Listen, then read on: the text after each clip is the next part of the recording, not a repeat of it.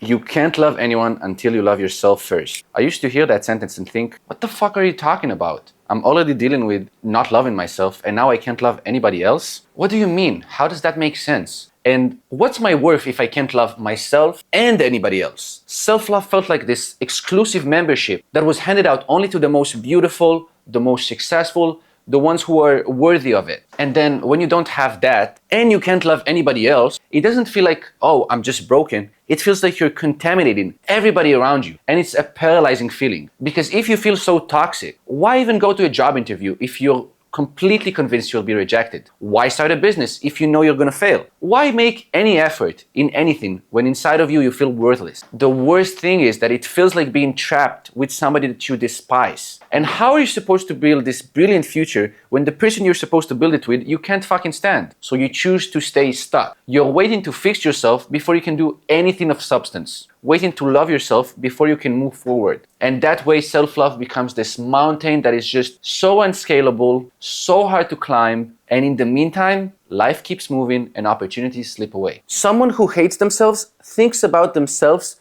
more than someone who loves themselves. That sounds backwards, right? But here's the thing. Self-hatred is still obsession, just from the negative direction. You are just as obsessed with yourself as somebody who loves themselves, but just from the negative direction. But here's what they don't tell you. Self-love is not a prerequisite for success. You don't have to love yourself to be successful. It's the reward you earn from taking action. The idea that you need to love yourself in order to move forward, it puts your life on hold. It's the perfect excuse disguised as self-care wisdom. Because the truth of the matter is, you're not broken. You don't need to fix anything about yourself before you do something great. Every small success that you can achieve will build on your self-confidence. Every challenge that you will face will strengthen your self-worth. That's how it works. Self-love doesn't come from sitting and wondering, when am I gonna love myself?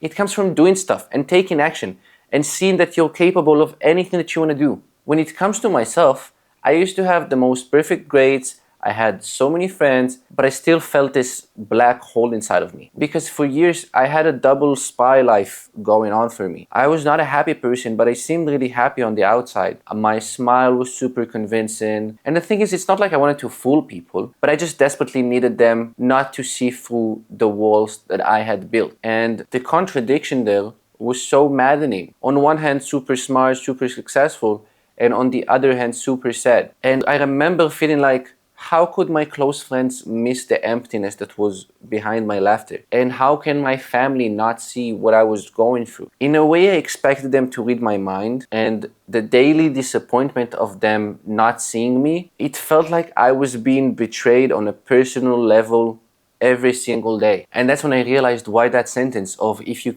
don't love yourself, you can't love anybody else, is so true. Because when I just had a desperate need for others to validate my pain and to, in a way, rescue me from myself, that's not love. It's maybe dependency. It's maybe dependency disguised as affection, but it's not love. The real shift happened when I stopped casting everyone else as my savior. And I started to take microscopic steps towards saving myself. And I did it through a lot of action. That was my savior, just taking action. Little wins along the way that made me see how valued I am. And yeah, every tiny accomplishment, every little win made me see more and more and more the worth in myself. And today, that's what I keep telling everyone. Through action, you can find self-love. But it's not all bad. Hating yourself made you a human lie detector. And what do I mean by that? People who went through self-hatred become masters of empathy, because who better to understand others' pain to a degree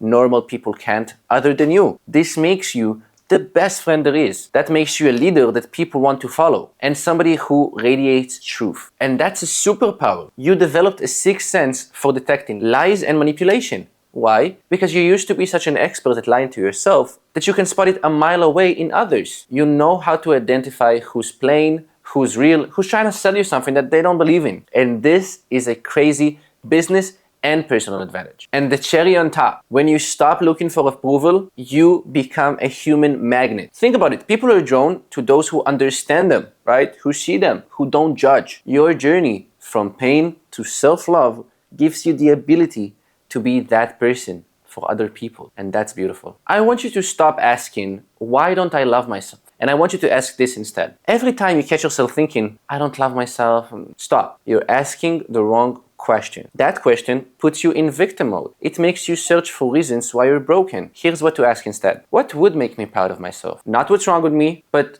what am I good at? What achievements am I proud of? What person do I want to be in 5 years? Watch what happens. Your brain stops looking for evidence of worthlessness. It starts building evidence of capability. Every evening, I want you to write down 3 things that you succeeded at. It can be simple. Today, I got up early. I listened to a friend. I handled the challenge well. Success builds success. So when you start seeing yourself as successful, you start loving more and more what you see in the mirror. Try it for 7 days and let me know. This is excuse number 2 of 75 in the Excuse Bible. If you're tired of things holding you back, the link for this beauty is in the description. Let's go.